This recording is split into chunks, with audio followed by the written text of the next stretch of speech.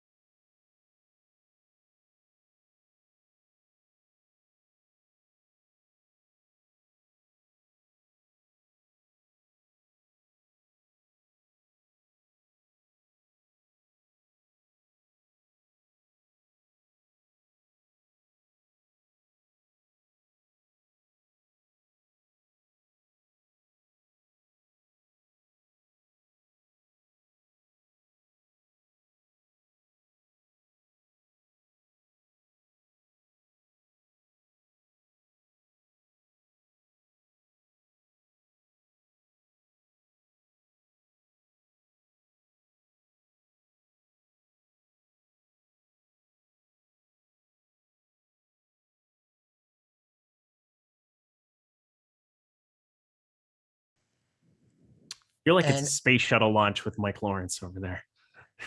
It's so fun. And Eric, you're going live in 5, 4, 3, 2, 1. Go, Eric. Yeah, what's going on, everybody? Welcome to the NFL Live Before Lock show, presented by No House Advantage. I'm Eric Lindquist. I'm going to be your tour guide on this lovely little fest we got going. It's the merging of two guys. I always like doing these shows with two amazing minds that we finally get to kind of try these different combinations. Yesterday, it was Mr. Gajewski, Mr. Savoca, but today we get to add to the Savoca family, Mr. Neil Orfield. You guys know him as Player Q DFS. He's pretty good at the old DFS streets, but Mr. Savoca, let's start with you because you're familiar, you're comfortable. How you doing, my dude? Hey, I'm doing great. Thrilled to break down this all exciting Saints versus Seahawks game. Quarterback's a little bit different than they would have been a year ago. And I just want to say, in the moments leading up to the show, I don't think Bo Jackson or Deion Sanders have anything on Eric or Neil in being two sports stars here. Watching them get the NBA lineups that they need to together on top of the NFL lineups that they're about to get ready and break down for us here in just a moment. So excited to chop it up with you guys. Yeah, Bruce Brown starting. Thanasis already locked. We're trying to figure out what to do with this entire Kelly Olynyk situation. The NBA streets are on fire right now. I ended up getting all my stuff updated. We're just full rolling with all the Kelly Olynyk and all the land. That'll definitely go well. But we're talking NFL in this beautiful 41.5 total, -4 game we have going. But I know he's over there working. Look at him. He's at the lab. He's putting in that NBA work. So I don't want to interrupt him yet. Let me give him like 2 seconds. Neil Orfield, how you doing, my dude? I'm doing well. I'm sorry that you don't get more Matts tonight, just one Matt on this show, but I'll do my best to fill in for the other Matt. Hopefully you watch Matt Gajewski on the earlier show today. Yeah, I was going to say, he crushes it as well, but I do love that I can call Matt, and I get to call you Neil. That's going to make my life extremely better. What would also make my life extremely better is if you all would just hit that like button. I need you to smash that. We already have 740 people here to talk some Monday Night Showdown. It's going to only go up from there. So hit that like button, hit that subscribe button. If you're not yet here at the Awesemo channel, what are you doing? We're fun. We're with it. We're hip. Okay, nobody understands that reference. Oh, that was a lot of head shaking for less than 2 minutes into this program, but I digress. Let's talk some football. I'm ready to go. I hope you all are too. As I said, we got a 41.5 total on this grand Monday evening in Seattle. I think you had a weather report for us, didn't you, Mr. Savoca? Yeah, as everyone knows, I am a world-class meteorologist, and if there's anything I have an expertise in, it would be weather. But as we saw last night, weather can absolutely affect the game flow, the touches in a game, and there's been a couple of studies that have shown that the threshold for wind, the sustained winds after 15 miles per hour, we should start to think about downgrading each of the passing games and start to upgrade the rushing attacks just because it gets harder to pass with a wobbly, misshaped ball in the wind. It's that simple. And so we're not saying passing is going to go completely away. We're not even saying the weather is going to be like it was in San Francisco last night, but the weather in Seattle tonight isn't perfect. I'm looking at some reports here that we're going to see rain throughout, possible light rain, and the wind is the thing that makes me most concerned. Especially with the turnover proneness of the two quarterbacks on either side of the ball. Is that fair to say? Whatever do you mean? I have no clue what you mean by that. Mr. Orfield, maybe it has something to do with the fact that we have Geno Smith and Jameis Winston teeing off against each other. I want to upgrade the running games. The problem is also there's only one running game for me to really upgrade, and he's already the most popular play on the slate. Yeah, so one thing that I always do on these kind of slates, and I don't know, it's not based in any kind of studying that I've done, it's just kind of based on my instincts, is I always kind of upgrade receiving backs or like guys who catch the ball short. So today, Alvin Kamara, because you'd think that if there's a lot of wind, it's harder to throw it far, but you can still throw it hard a short distance and it'll go mostly where you want it to go. So I typically will boost running backs who catch the ball or tight ends in these kind of games. I boosted, I had a ton of Nyheim Hines last night.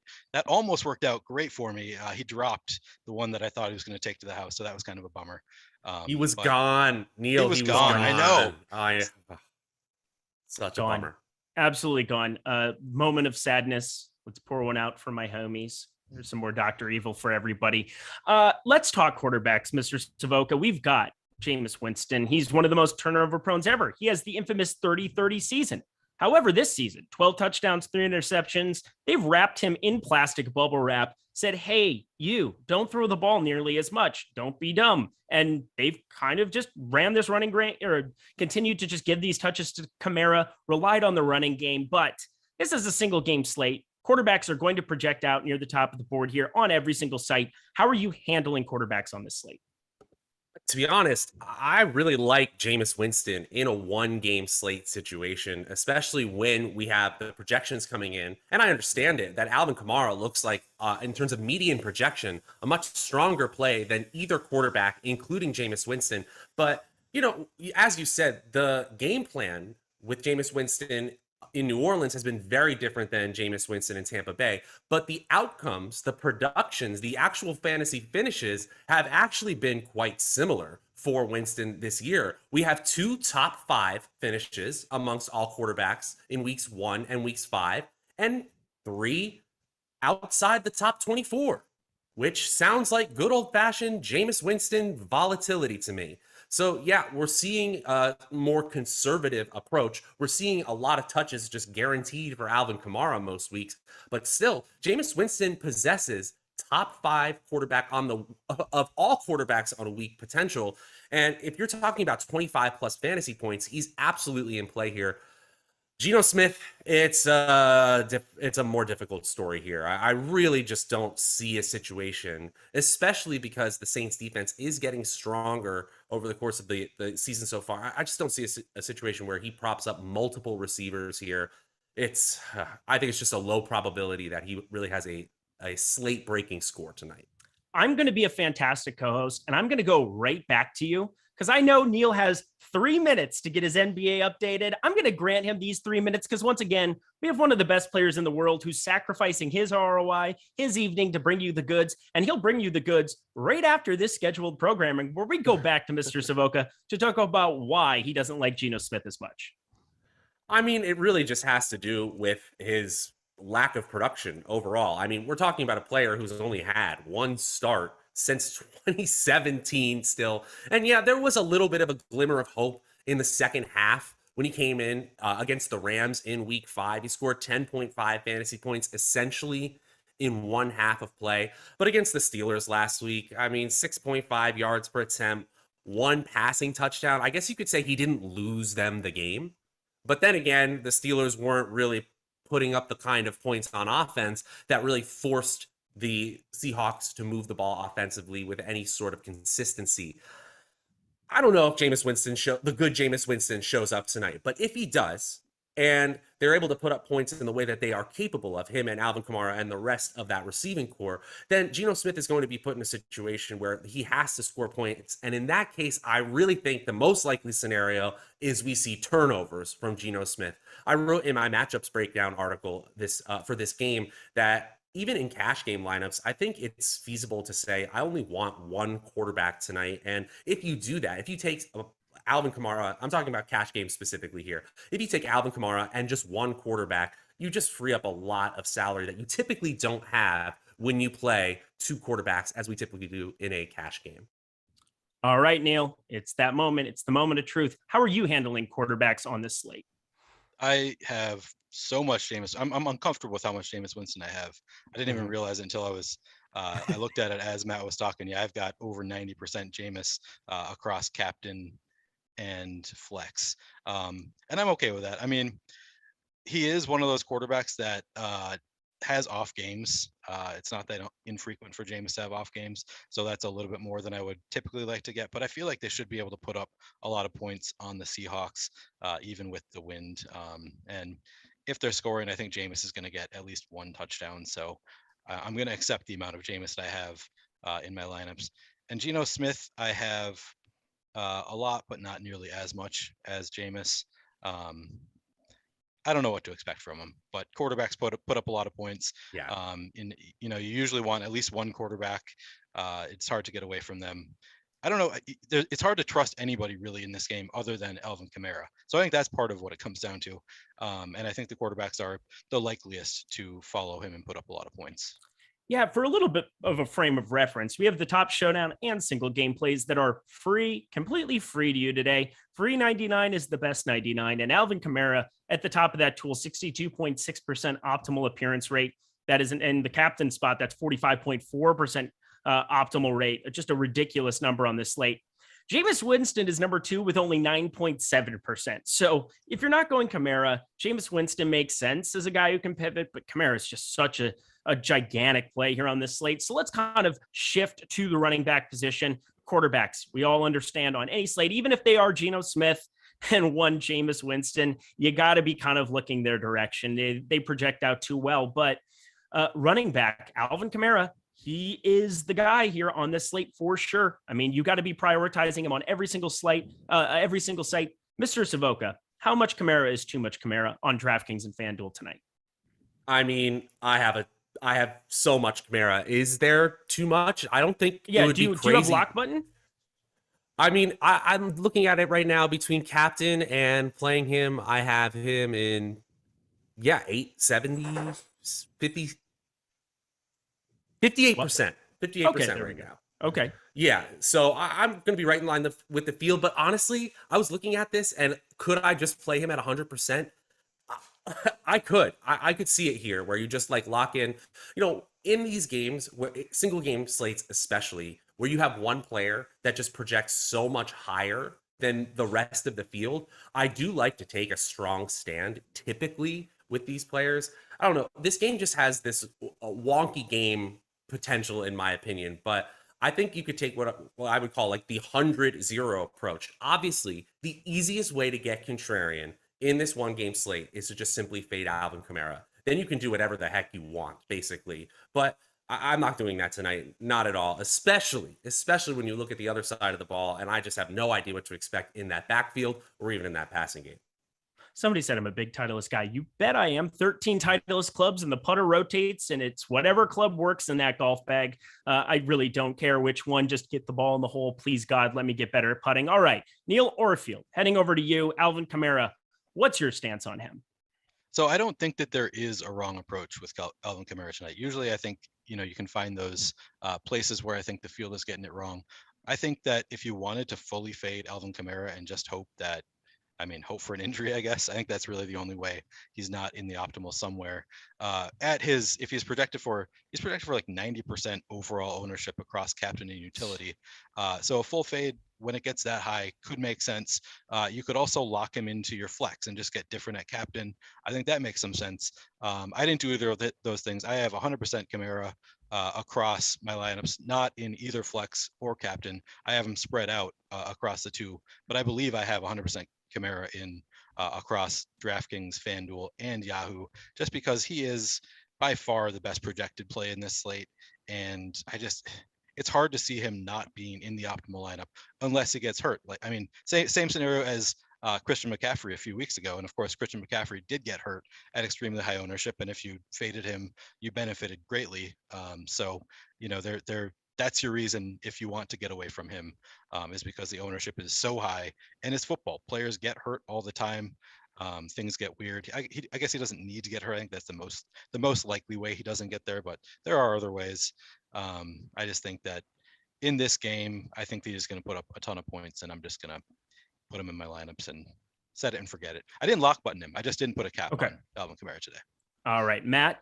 If I'm trying to fade Alvin Kamara, I'm sure there's a million people there in the chat, 1.3K, so a little less than a million, but close, that want to win $1 million tonight, or $500,000, I guess would be your ceiling tonight, unfortunately, but 500K. I'm trying to aim for that top prize. What kind of construction would you make to not play Kamara? Yeah, so I actually did that thought experiment on both DraftKings and FanDuel, and I just unchecked Kamara and just kind of saw what I could build around. And honestly, I got a lot of lineups with kickers and defenses, but there was 26% Alex Collins, a good amount of Rashad Penny.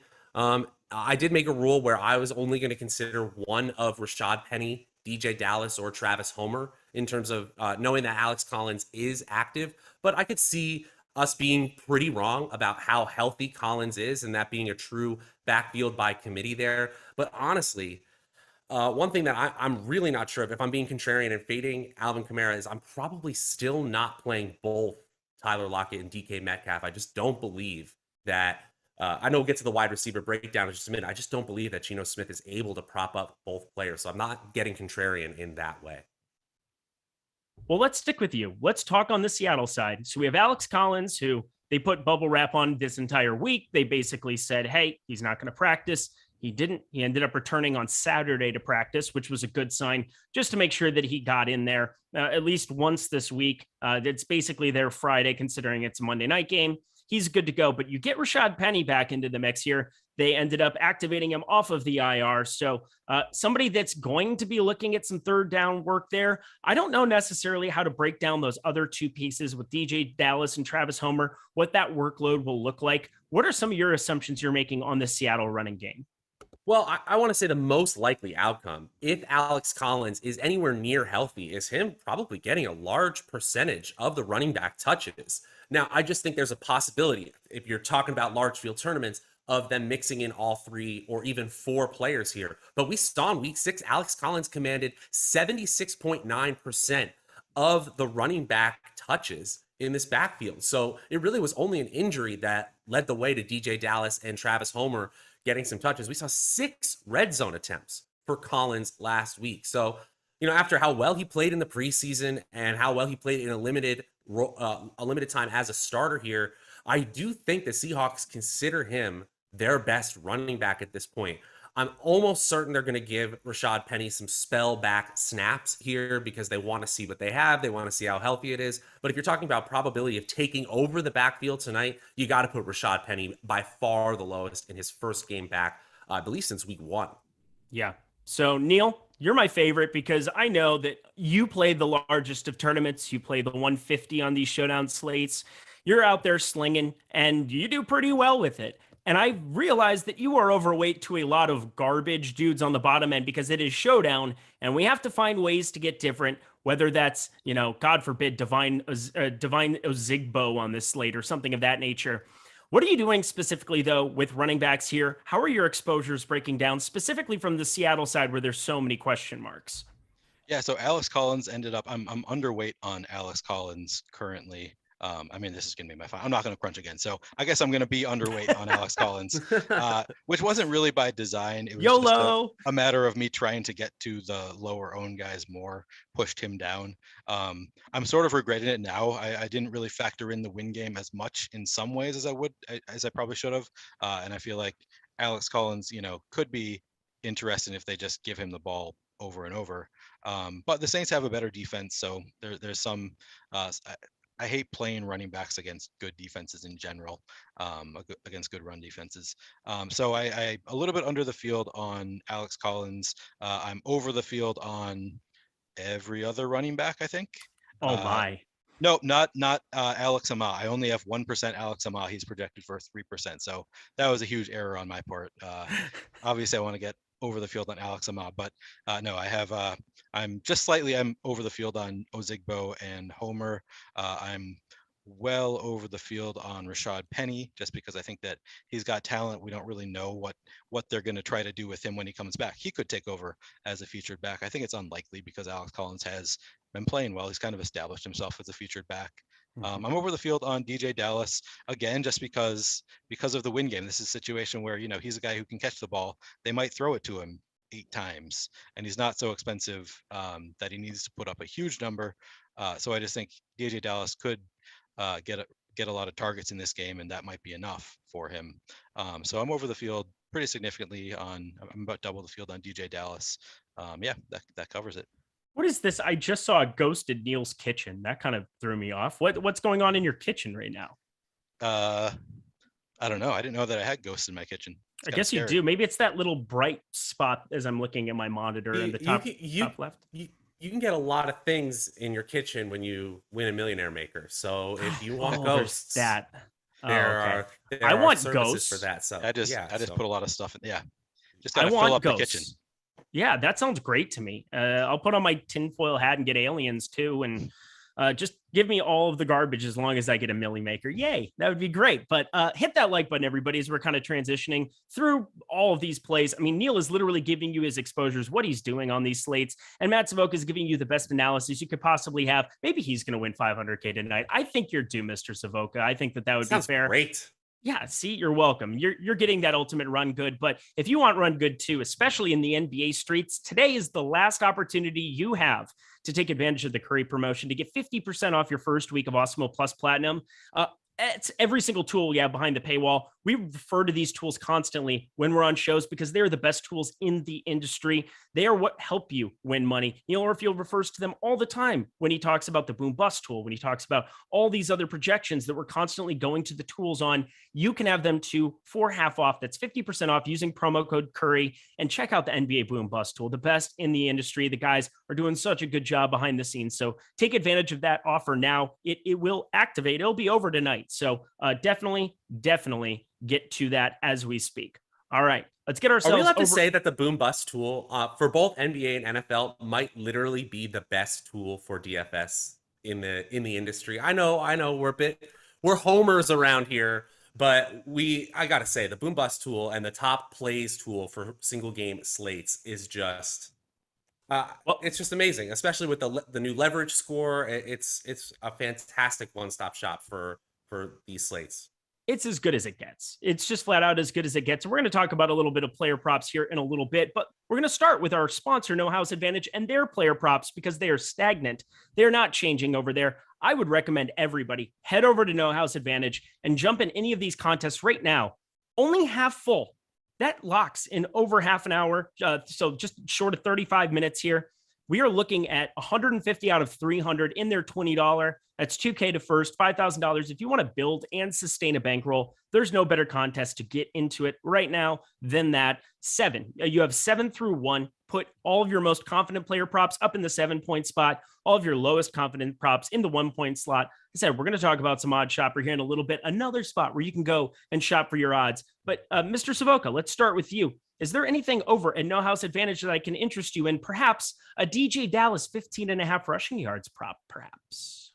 Let's take it. I actually really like DJ Dallas. I know Rashad Penny is back, and theoretically Alex Collins could take over this, but I think over 15.5. I'll take it. Okay. And Neil, I got one for you. let's talk about the chalk here. Alvin Kamara has a 1.5 total touchdowns prop for him right now.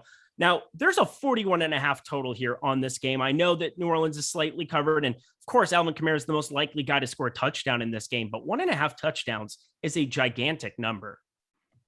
Yeah, that's too much. I'm going to take the under on that.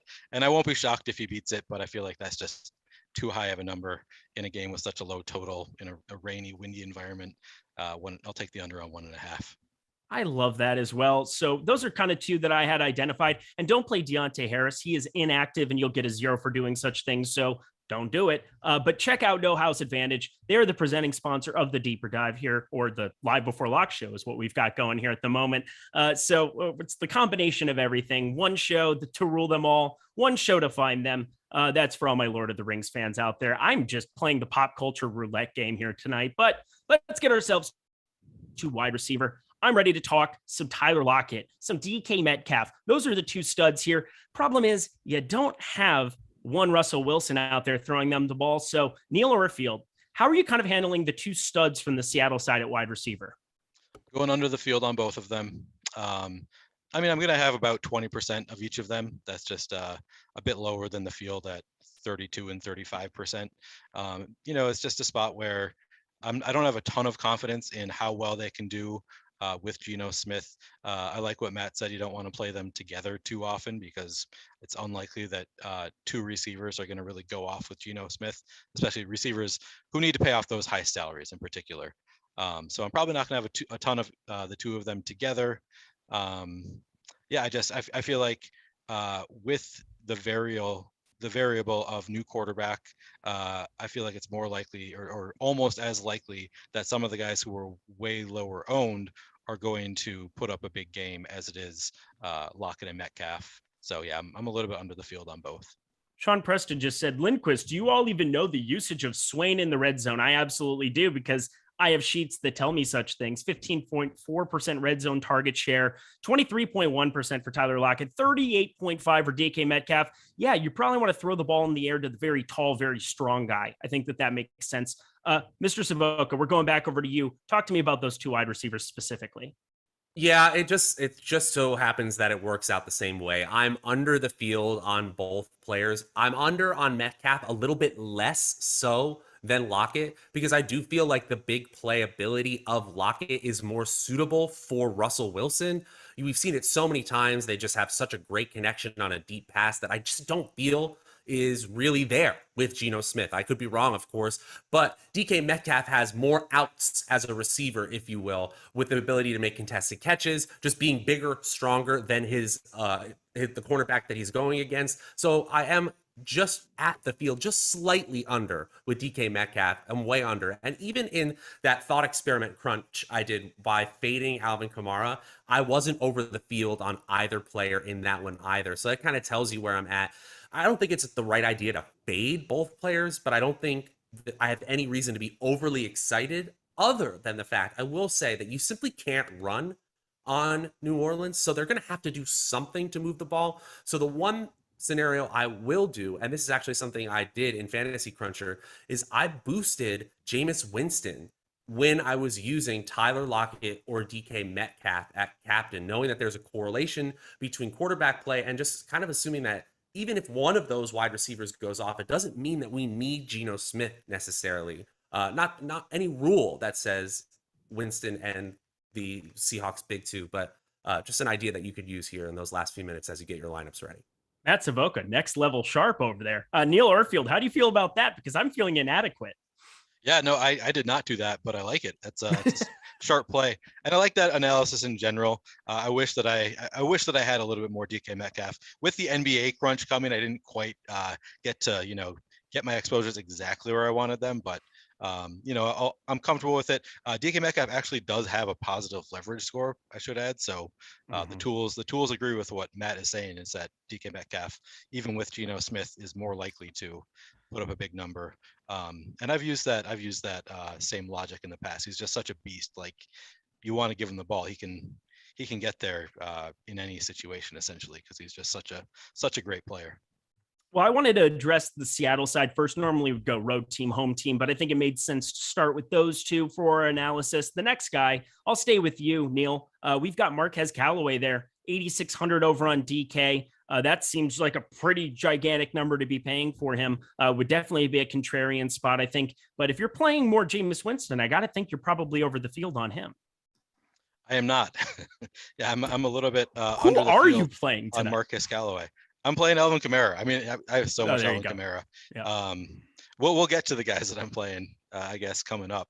But yeah, Marquez Callaway is just, he's projected for 28% ownership. I'm not totally sure that he is the number one receiver with Traquan Smith back. Maybe they're going to take a little while to work Traquan Smith in there, but we haven't really seen too much of it. So I don't know. I'm comfortable having a little bit less in the field in Marquez Callaway. All right. As we move down the board, Matt Savoca, we've got the rest of the crew. I mean, Traquan Smith being active kind of puts a little bit of a foil in my Kenny Stills plans that I had, but still looking at the boom bust tool, looking at the single game plays that we have going, Kenny Stills, the most positively leveraged player at 1,600 on DK in the utility spot. Are you going to any of these ancillary options from the New Orleans side?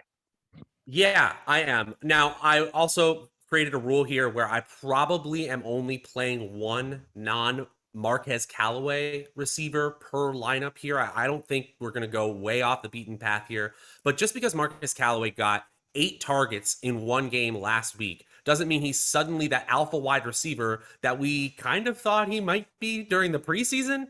And like you said, the salary is kind of high, indicating that eight targets for 85 yards receiving and 2 touchdowns is really something that is more probable than I think it really is. I'm not saying that he's a bad play. I'm actually right at the expected ownership with him, but I will have more Kenny Stills than the field. I still think he's the type of player that I like to bet on in a one-game slate where you really only need 1 to 3 catches for Stills, and theoretically he has a chance for a big play here. Traquan Smith, I'm really excited to see him back in the lineup. They certainly need receiver help, but I'm not sure that we're going to see a huge amount of actual production in this first game back. Yeah, it's going to be a tough one to get to. And now let's round it out with the Seattle side. Neil, we're looking at guys on the bottom end. Freddie Swain, we talked about him for a hot second there. We've got Ty Montgomery, a wide receiver, all the way down the bottom end for New Orleans. Lil Jordan Humphrey. It's the greatest name ever, but talk to me about any other wide receiver options, because you usually scrape the barrel pretty well. Yeah, we've reached my sweet spot here. I'm going to be over the field excited on Freddie Swain. I'm about even with the field on Kenny Stills, which is probably flawed. He is the top leverage receiver in the tool, so I wish that I had a little bit more Kenny Stills, but I'm right at the field. Ty Montgomery, I'm well over the field. Sort of the same logic as Nyheim Hines yesterday. He's just kind of a gadget player. I feel like in these kind of games, they might be more likely to try to, find ways to get their gadget player the ball. Could catch a lot of passes. Penny Hart, I'm a little bit over the field. And Lil Jordan Humphrey, I'm also about double the field. So yeah, this is my sweet spot. I like taking chances on all of the guys who are just not that likely, but combined, it's likely that one of them I think gets there. So I'm over the field on basically all of the lesser owned guys. Anything else from the wide receiver position for you, Savoca? I mean, I'm feeling really good about being double the field on Ty Montgomery after that, I gotta say. I love Ty Montgomery. I also have I made a mistake with Ty Montgomery once upon a time, but continue on. As far as he had the sickle cell thing that went on in Green Bay, and I lowered exposure to him one spot where I shouldn't have, and it cost me a lot of money. It was sad. Hey, we're talking about low probability plays here, and by being double the field, we can be somewhere in the 13 to 15% range. We're not betting our whole life savings on a player here. We're just saying that we can be contrarian in unique ways, and I think Ty Montgomery, especially knowing he's going to take running back snaps if Alvin Kamara were to get injured here, I think he's a really solid play. So captain play, no Kamara lineup. Captain play, right? Maybe in the millie. I don't think it's terrible. I'm not doing that. That's like the backup quarterback play. No thanks. But a running back, I got to think is more. Which one is more likely to get hurt? A running back or a starting quarterback? I would put money on running back. I would too. I absolutely would, especially because I don't know. But then Derrick Henry exists and he's indestructible. So there's that as well. I got the same identical head tilt from both of you at the same time, which must mean only one thing. You guys unlock the cheat code because now we are going to go to player props. We're going to go window shopping. That's what this is called. We're going to Odd Shopper. We're going to be looking at lines, and both of you two, I believe, have a point spread that we have prepared. If you haven't seen the new tool that we have over at Odd Shopper to be able to go look at the lines right now for player futures, for all of the things, team futures, for any kind of these games that we have going for week 8. These games specifically, we have player futures for them. We click on the new features over here on Odd Shopper. And I think Mr. Mike behind the glass, we got the virtual guy behind the glass here. If we can pull up Odd Shopper here for a second and take a look at that. We have 2 player props, I think, one by Neil and one by Matt that we're going to be taking a look at. Let's start with Mr. Savoca. Sure. So I'm looking at New Jersey here where I can do my sports betting. And I got to say, I don't like it. But when I can sort by expected return on investment here on a player prop, and I see Jameis Winston over 18.5 rushing yards has an expected ROI of over 30% and happens 2/3 of the time, I'm just going to go with the math here. Say over 18.5 rushing yards for the speedster, Jameis Winston. Ooh, that's quite a number. Speedster. That is inaccurate, but I love it. I absolutely love it. How about for you, Neil? What have you prepared for us today? So I looked at the Odd Shopper, which unfortunately I don't get to use that often here in Minnesota because we can't bet on sports. So I just looked at, I was just looking for the bets with the highest ROI, and Geno Smith over 204.5 passing yards was one of the highest ROIs I could find. So I like Geno Smith going for over 204.5 passing yards. Oh, I love that as well. Oh, those are so great. But check out I'm going to throw up. What? I guess What? 205 passing yards. That's so incredibly low. I there was a 201 on the board earlier that I found, and I just took advantage of that. I want to be clear. I don't hate the bet. I hate the fact that we might be in for a 205-yard passing game from Geno Smith. Oh, man, this is like the Ben Rossa special. Ben Rossa is absolutely looking forward tonight. Shout out to the guy. I run around the golf streets with him. Good people. He does so much stuff for the Awesemo odds community. And check out Odd Shopper. Check out that new tool. It is so easy to go there. Check out all of the features that we have going for it. So many futures to play, so many bets to make on a night like tonight. If you are in a state with legalized sports betting, there is no reason that you shouldn't be taking advantage of those tools and printing money. So check it out at oddshopper.com. All right. Let's kind of round this out. We got tight ends, and then we're going to get to the defense's kickers portion, everybody's favorite part of the program. But at tight end, I mean, I saw some Juwan Johnson talk. I saw some Troutman talk, Will Dissly talk. I don't really like tight ends very much on this slate. But Neil, is there anybody that really stands out to you that you want to be overweight to on this slate? You don't like any of the tight ends on the Showdown slate? Have you played Showdown yet this year, Eric? I locked in. Oh, yeah, no. I didn't say I Dissly. played Showdown well. I'm just saying. I'm just here to burn money. Honestly, I am under the field on both Troutman and Juwan Johnson by just a little bit. And I am slightly over the field on both Dissly and Everett. I don't know. I don't know what to do with these guys. I think I prefer, I mean, I guess that kind of tells you who I prefer. I prefer the Seattle tight ends. I do wish that I had a little bit more Troutman. Juwan Johnson, I don't really know what to do with him. I wish I had a little bit more Troutman, though. Mr. Savoca, I mean, I got to be thinking, I mean, yes, in Showdown plays, it's looking, yeah, tight ends have just been obliterating these slates constantly. But looking at these options, I mean, there's nobody that's projecting for more than 6 points on DraftKings tonight. You'd basically an overpay for Everett, Troutman, but you got to find some of these guys to possibly click on if you're making a bunch of lineups. Who are your favorites? Yeah, is it fair to say Troutman is a fish play? All right, I'll show myself out. Okay. Oh my dear God. I thought I was bad today. Here you go. No, I actually am a little bit above on Everett, right in line with our projected ownership on Troutman. And I am over on Will Dissly, but just by a little bit here. So I'm kind of in line here. One player that does intrigue me, though, is Juwan Johnson, because basically he's being used as like a touchdown specialist this year. And so that's obviously really nice in a one-game slate. He's never had more than 3 targets in a game this season.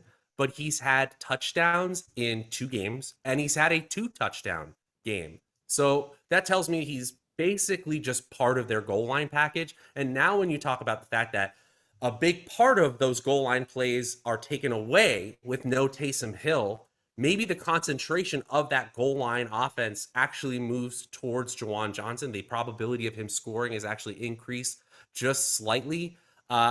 He's at projected for about 13.6% ownership, and I have him at 12%. So that doesn't mean I hate him by any means, but I am slightly under the field. All right. And anything else to kind of round this out? Any pass catchers, anything else that we haven't brought up from a skill position that needs to be addressed before we go on to defense kicker? Who are you going to? Absolutely not. Absolutely not. No, I didn't have anything. I'm just literally prompting in a terrible fashion. Let's talk Brian Johnson and Jason Myers, the stars of these low total games, kickers. I think I'm going to be overweight to every single kicker like I am pretty much every single slate. Just following in the boss man, Alex Baker's steps, somebody who just jams kickers in because they go a little bit underrepresented. It's nice to see them a little bit lower around the 20% and lower range. This is a low total game. Neil Orfield, how are you handling kickers today? Yeah, so I have about even with the field on Brian Johnson. I'm well under the field on Jason Myers. Not really by design, just kind of running out of time. The way it worked out in my last crunch. I think they're both fine plays. I think that this is the kind of slate. There might not be any touchdowns. I mean, it's not likely. I think there will be touchdowns, but it could happen in this kind of slate. So I like the play of kickers. I didn't get to a ton. I just they're 17 and 21% owned. They're not the kind of guys who are getting overlooked, really. So I wish I had a little bit more Jason Myers. I'm happy to be at the field on Brian Johnson. I kind of feel like this is just the kind of spot where I'd like to be about even with the field. All right. And how about for you, Savoca? Is kicker something you could be interested in today? Yeah, it is. And I think you're even with the field because the field is seeing the possibilities that these kickers are very viable, more so than we typically see here. And I'm in agreement here. I don't know how you fade Jason Myers just days before Halloween, all you Halloween movie franchise fans out again. there. You had like 18 pop culture references, and now you got your head shake. I know, but Troutman, you lost me. I mean, it was really good until Troutman. All right. What a fish play by you. What a fish play. How about that? But yeah, I agree. I think there's not every NFL game where 0 touchdowns are legitimately in play, and the Jets are not involved. And this is one of those games. Not saying that Jameis Winston and Geno Smith combined for 0 touchdowns, saying it is quite possible. I'm not going to be shocked if we wake up tomorrow and there are still no touchdowns scored on Monday night. So it's one of those situations where in that type of game environment, I'm always considering kickers. I'm always going to go there. And, just with the fact that Brian Johnson is less popular, might be... I kind of like it better, but honestly, both kickers will do just fine. Yeah. I mean, all things being equal, give me the team that's favored. I suppose if the ownership's going to be the same and the salary is going to be negligible. I mean, I'm avoiding duplication. I'm trying to leave salary on the table as it is. So all of that makes a lot of sense. Let's jump over to defense and round this puppy out. And then we will have plenty of times for questions. We're 15 minutes from lock. Start to get your lineups in there, but Neil Orfield, could you please just break down these defenses? Because I think they both make intriguing options. I did get something, though, before you go, from Loco, where he said that the weather isn't nearly as bad as what it was yesterday in San Francisco. That shouldn't be hard to believe because yesterday looked abysmal. You look at that last pass from Jimmy Garoppolo. I mean, it just flat out slipped out of his hands. Nothing he could do about it. But what are you seeing from defense here on this slate? So I didn't get to a ton of the Saints just because the price is kind of prohibitive. And at that price, there are a lot of players in the range or lower who I would rather take chances on when they're projected for 20% ownership. So I'm well under the field. I have about a third of the field on the Saints. And Seattle, I'm about half the field. I pushed up my projection for Seattle to get more, but I'm still only about half the field. I mean, they're both fine plays because I think, like we said, there could be 0 touchdowns on this slate. Just a few turnovers can really push up the defense plays. So I think similar to kickers, I think defense is certainly in play on this slate in particular because Jameis, we know, can throw interceptions. Geno Smith as well. So I think the defenses are fine plays. I just got to a little bit less in the field. All right. And Mr. excuse me, Mr. Savoca, defense for you on this slate. Yeah, I'm not going to say they're bad plays at all, but I do have concerns about the Seahawks just being a really below average unit defensively. If you look at one of my favorite defensive metrics, schedule adjusted fantasy points allowed, which just changes the fantasy points allowed and contextualizes for the offenses that defense has played against so far this season. Seattle ranks 4th worst. That's easier for opposing offenses in that metric, schedule adjusted fantasy points, giving up almost 12 points more than the average defense here. And so if you talk about Jameis Winston's volatility, the fact that he's up and down, he could produce turnovers, that's absolutely true. No question about it. But there is some indicators here that the Seahawks are the type of secondary that can give up that top end performance from Winston. We know he has in his bag of tricks. Figuring out when, well, you'd make a lot of money if you knew every time he was going to have one of those games.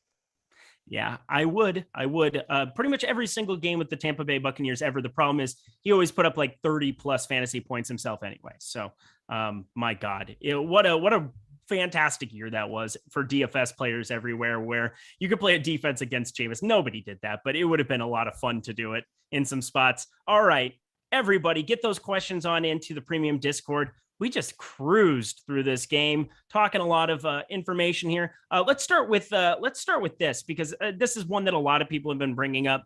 Who is your favorite low-end punt wide receiver, Neil? It's Ty Montgomery. I mean, he's the one that I'm most over the field on.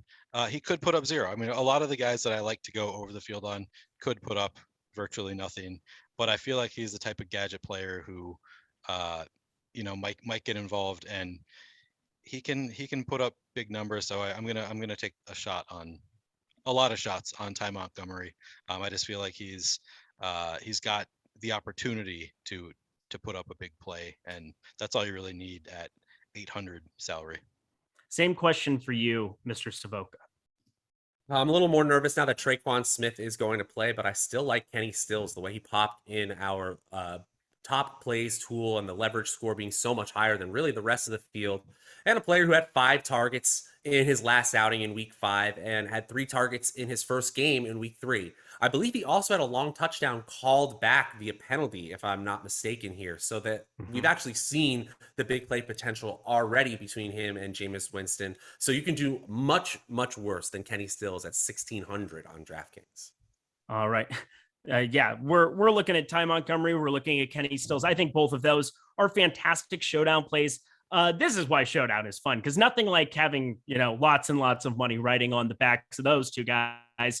They've never disappointed anybody before. But yeah, everybody start loading those questions in. I'm heading over to the premium Discord, making a stop over there. Hope everybody's getting in there all right. I know we're just starting to get going here. Let's go to the football Slack, and I am taking a look. Favorite non-Kamara captain on DK and non-Kamara captain on FD for Savoca. Non-Kamara captain, I'm just looking now. Actually, it's DK Metcalf. I still think that there's 2 touchdown upside, even in an ugly game. I kind of explained and routed out why I think DK Metcalf, even on a 5 to 7 target game, has a slightly more upside than Tyler Lockett here. But I'm probably going the same way.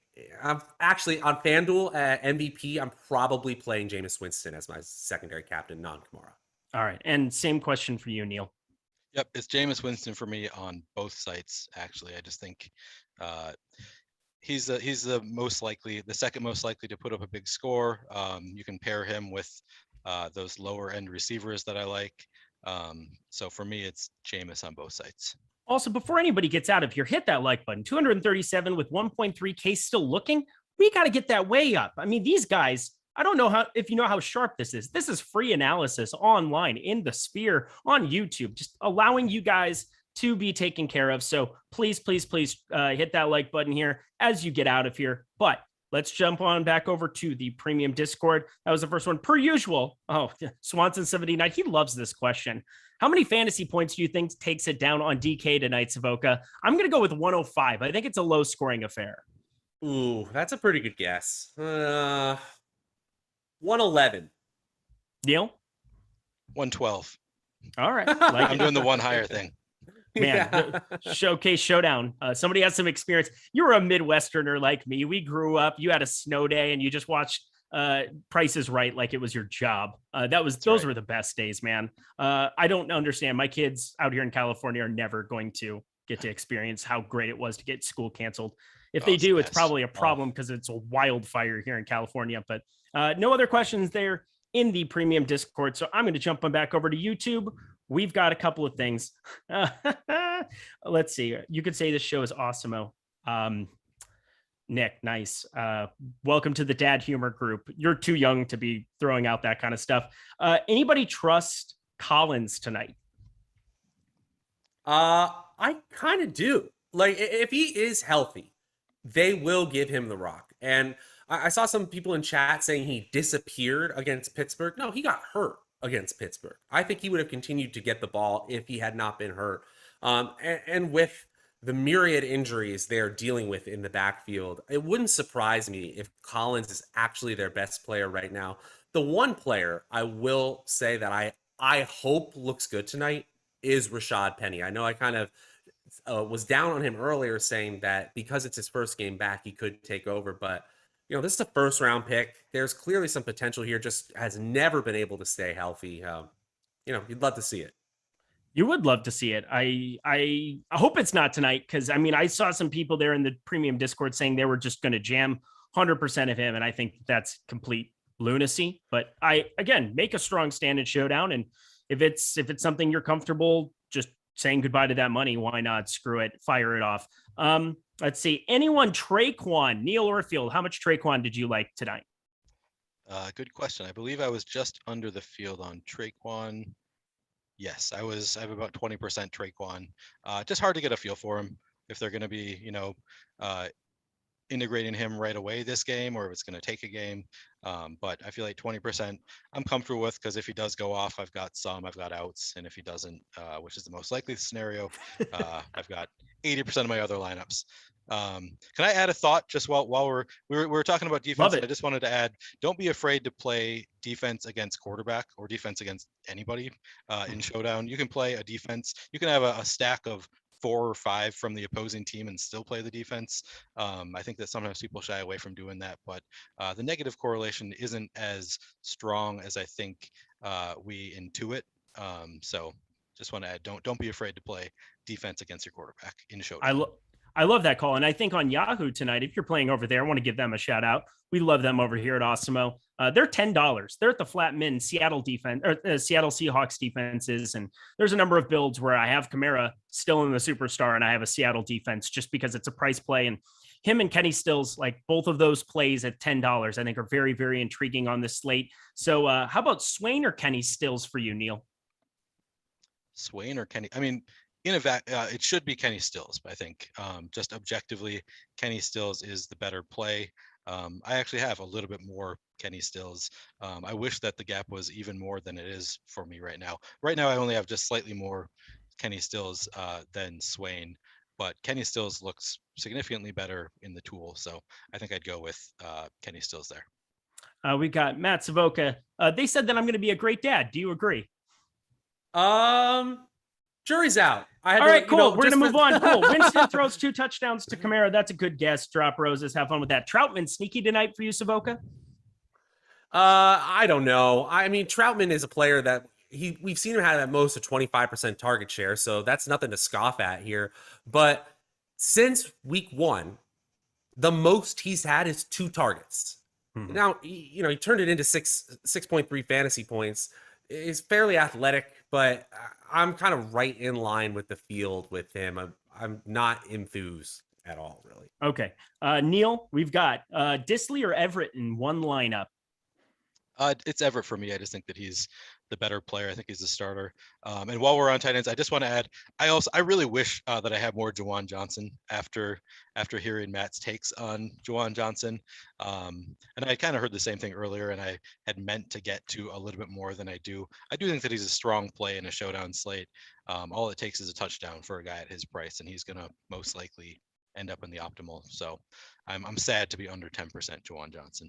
Sean Preston says he agrees because I will love the toys. Dude, I can't wait. I'm a little kid already. I'm talking fantasy sports here every single day, so it doesn't get a whole lot better than that for sure. Let's see. Anthony Traquan. All right, favorite Seahawks captain option from either of you. Let's go to Savoca here. I think I said before, DK Metcalf is really high up there for me. I'm sorry, I got to go back to put some stats on the Juwan Johnson take. Juwan Johnson currently has a 20% snap share. He's currently second on the team in red zone target percentage with 18.75%.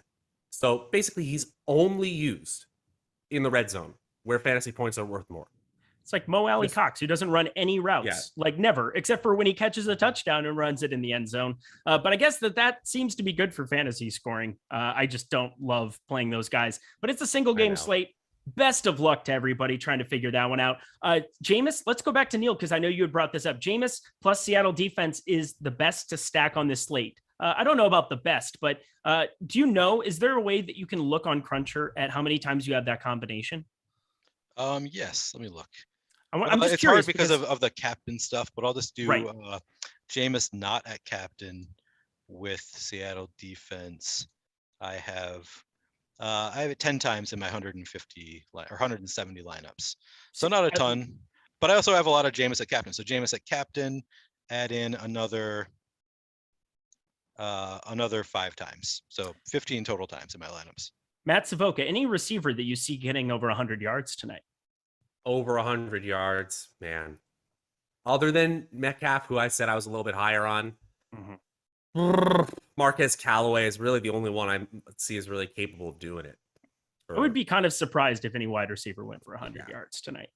Not ideal. Let's stay with you. FanDuel GPP, Seattle tight end with Kamara MVP. Your thoughts on that? Seattle tight end in a GPP? Yeah, of course you could play it. I think Gerald Everett is the better play, but if you wanted to use less salary and say it's Will Dissly's night, you're talking about a player who's gotten 4 and 2 targets the last 3 weeks. Maybe that becomes 6 and he gets in the end zone once or twice, and then it's a fine play. All right, let's close out with this. I think that's kind of all we have for questions. Neil Orfield, who is going to make or break your night tonight? Ty Montgomery. I mean, or Alvin. I do have 100% Alvin Kamara, so I could say Kamara too. But yeah, Montgomery is where I'm the most over the field. Same question to you, Matt Savoca. Who is going to make or break your night? Jameis Winston. Hate to be here. Heartbreaker.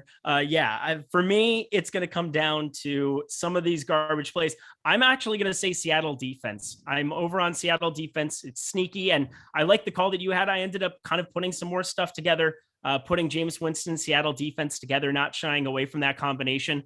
Also liked all of the analysis. It was great to get into some game theory with both of you gentlemen. Matt Savoca, any final words for the people? Hey, good luck. Get weird. Let's win some money. Neil, final words for the people. I'll echo that exactly. It was a fun show. Awesome. Yo, behind the glass. We had Mike Lawrence hanging out with us. Great to have him. Great job producing. He's brand new to this and he's just crushing the game. So nice to have him here. Hit that like button, hit the subscribe button on your way out. It's Neil. It's Mr. Savoca. I can't not say Mr. Savoca anymore. I can't stop. I dig it. After the dual Matt's combination. I'm Mr. Lindquist. We'll see you guys later. See ya.